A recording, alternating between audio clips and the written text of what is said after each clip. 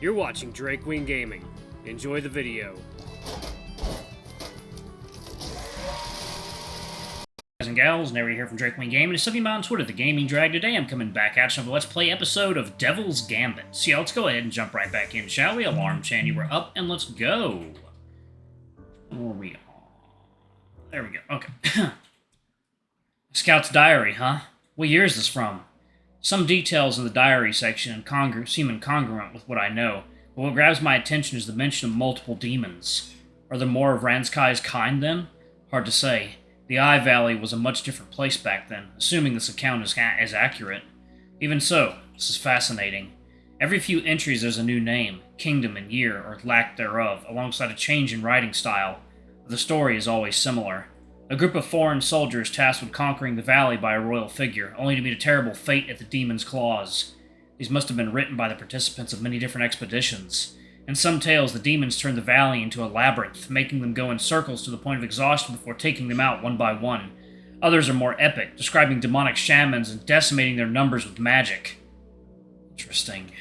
There must be diaries that Renai's priests copied across the ages. They really kept a close eye on everything that's happened in the valley. I skip ahead until I find a diary dating around 2 centuries back, when the Dragon Kingdom still held this land. Day 4. Dawn.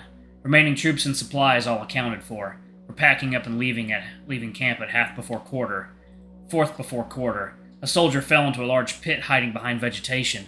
We can't see the bottom. Chances of rescue are minimal. Scouts claim to haven't seen them when going ahead. Disciplinary measures will be decided after dusk. Quarter. Rescue deemed impossible. We march on. Half before prime. We've stumbled upon what appears to be a dilapidated fortress surrounded by more of these massive pillars. The haze leaf has made it difficult to find a way around. However, the fortress's gates carry that familiar symbol. We suspect we can open them with the relic. Seeing as the tremors were originating from this direction, we're taking a break to strategize. We'll depart by prime. Most of this diary is missing. Curious. But this sounds more like the valley I know. I skimmed the last few entries, checking only the kingdoms. There's no mention of the Lion Kingdom. I suppose it's natural, considering the demons were thought long gone by the time they conquered Renai. I'll check the other books now. The second one is much thicker, by somebody named Shay, a wolf going by how they talk about Renai. The volume seems like a compilation of creatures endemic to the Eye Valley. I see a couple of familiar words here and there. Although scarce, there is some information about demons. One word catches my eye as I go through the index. Let's see, Demon Shamans, page 62. This is one of the most dangerous demons one can find. Like other demons of a similar rank, they possess hooves and red eyes. They have sigils of unknown origin on their skin. They also have a liking of wearing horns and fur to cover their head. They also seem to possess shape-shifting abilities, being able to present themselves as whatever gender they desire. If you stumble upon one, it'll make you boil from the inside out until your eyeballs melt away. Just run. Reading this description, Aaron immediately comes to mind, mostly because of the details of the sigils. Perhaps he drew inspiration from these shamans for his attire. That track with the dancers dressing up similarly to Ranskai. Are those based on a specific demon too? This one. A Night Stalker? Night Stalkers are the closest to the stereotypical demon. It will select its prey and invade their dreams, tempting them into a deal. After this, the stalker will gain control of its prey and make it turn against their allies in the most unexpected moments. They are cunning, not-so-little fiends. They only manifest at night. Not as dangerous in battle as the shaman, but don't underestimate it. This sounds like Ranskai, doesn't it? Let's see, there's some illustrations on the next page. My eyes immediately go wide. At the top, artistic depictions of Night Stalker temptation is written in a very matter-of-fact manner. Immediately below are multiple depictions of aforementioned demons. Fucking wolves of all genders, sizes, and shapes in multiple positions. It leaves little to the imagination. Every line, every stroke drawn with almost as much care as the demons are pouring into their so-called victims. It goes on for pages, alongside what looks like instructions for a ritual. I'm too distracted to pay attention to that, though. Ha! Then I see it. There, blatantly drawn on top of the page in a much rougher style. A demon fucking what at first I thought was a fat wolf, but upon closer examination I realized it was what it actually is, and my jaw drops. Under it is a message. Tonight, Badger. When did this even happen? Did Ranskai sneak into the shack and add this to the book as soon as he was done with me last night? It's not surprising he knew I'd come here, but I think he'd figure I'd be reading this book. On top of being terrifying, I just know he'll make me look like a fool tonight over it. And just as these thoughts rush through my head, I feel blood rushing to my crotch. Shit. Thankfully, by the time Cadgan and Ernan come in with the food, I've calmed myself down. The priest looks at the pile of books on the table. Did you read after all? Don't tell me you fell asleep. I did. I was gathering my thoughts is all. Did you at least check Shay's compendium?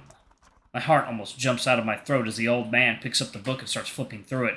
What if he finds Ranskai's drawings? Oh, God, he might think I drew it. Oh, yes, I did. Absolutely. It was fascinating. Fascinating. Now let's eat. I'm starving. Ernan shoots me a questioning look before closing the book and sitting down. None of us linger on that subject. Kagan's food commands us with an iron fist.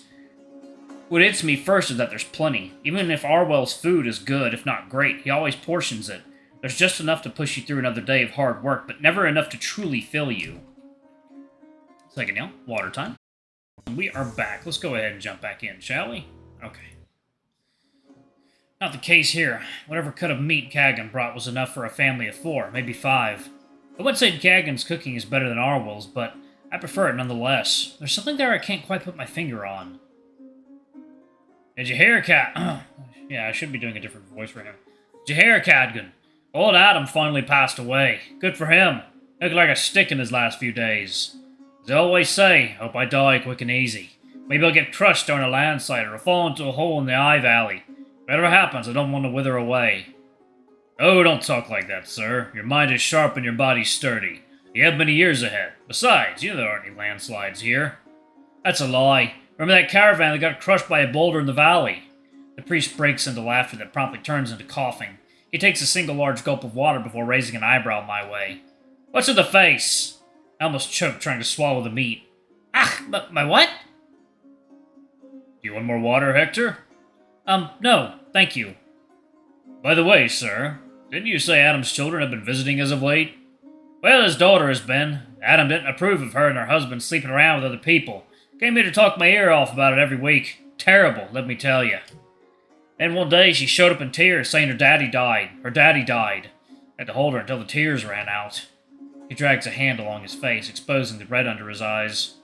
Ever since they opened that confession area in the town shrine, people got this idea that they come here to yap about their problems. That's because you're kind, sir. Kiss my ass, Snowball. If it was only frustrated wives, then maybe it wouldn't be so bad. I've been getting all kinds of folks, you know. The other day there was this guy, had a crazy look. He was ready to kill. He calmed down after I let him borrow my pipe and my good herbs, though.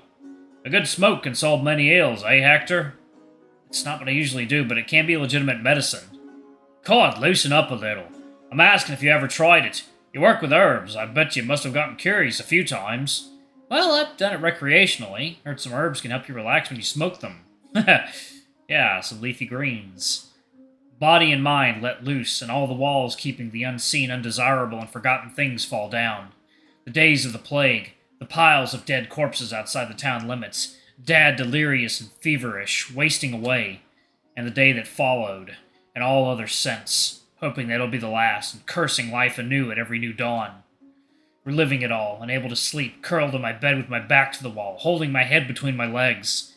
Breathe in, Hector. It will pass. Don't try this again. Didn't really work out in my case. That's what you like. You should try using haze leaf sometimes. Gently carry you to dreamland. Haze leaf? Are you pulling my leg? There's a process to it. The haze leaf has to be grown in the right place. The leaves must be harvested at a specific time of the day. Then it has to be dried and aged. If prepared correctly, it has a mild hallucinogenic effect. Otherwise, it does very little. It can be therapeutic, and there are a few old rituals that use it.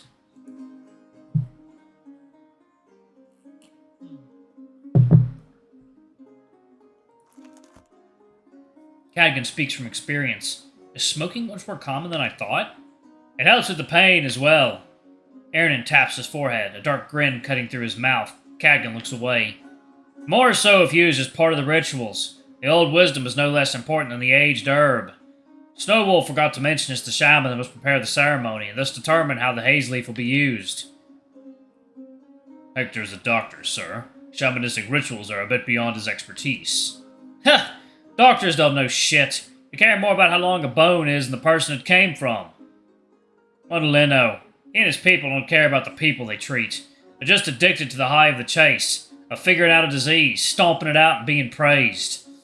I bet that's the only thing that gets his shriveled dick to bloat. The euphoria from having someone's life in his hands, knowing he can twist their neck. Kagan looks at me, a look of concern plastered on his face. Sir, you're going too far. No, it's fine. Take a sip of water, enough to moisten my throat. But you're mistaken. I don't think the Duke cares a great deal for the life of whoever's under his scalpel. Pray tell, what does he care about then? Before I arrived, my impression was that he was an academic, that his interests lie in pursuing knowledge. He saved many lives, but he thought of those as a means to an end. After meeting him, he has big ambitions, wanting to finish Karina's work, but it almost feels like there's this desperation hiding underneath. It's not just knowledge he wants, but the recognition that comes with that massive achievement. To be seen on the same level, or perhaps above his father. So, Manolino wants his own medical revolution, eh? And he's trying to follow his putrid blister of a father's steps to get there. Tough luck. I wish he'd get swallowed by the valley himself instead of making us pay the price for his stupidity. I can't see it ending well regardless. He thinks himself untouchable. But these situations never end well. Yes, they end with blades, men being made into cattle, and maybe a head or four on a pike. Aaron easily catches the meaning and nods. We see eye to eye there, Badger. Ooh, excuse me. It's a shame, because there's much to learn in Renai. Just yesterday I encountered Dusk Viper venom for the first time. I had to brew an elixir with only notes left behind by doctors of past generations as a reference. Who knows what else is out there in the valley we don't have a proper treatment for yet. If the Duke wasn't so absorbed in his legacy. Wait, Dusk Viper? I hear he used that journal we donated to the hospital last year, sir. Alright, I'm going to go ahead and pause it right there. Thank you all so much for watching. Don't forget to like, comment, subscribe, ring that notification bell, check out our Patreon, and take Patreon and YouTube memberships if you can. It always helps. Anyway, I love you all, and I'll see y'all in the next video. Bye-bye!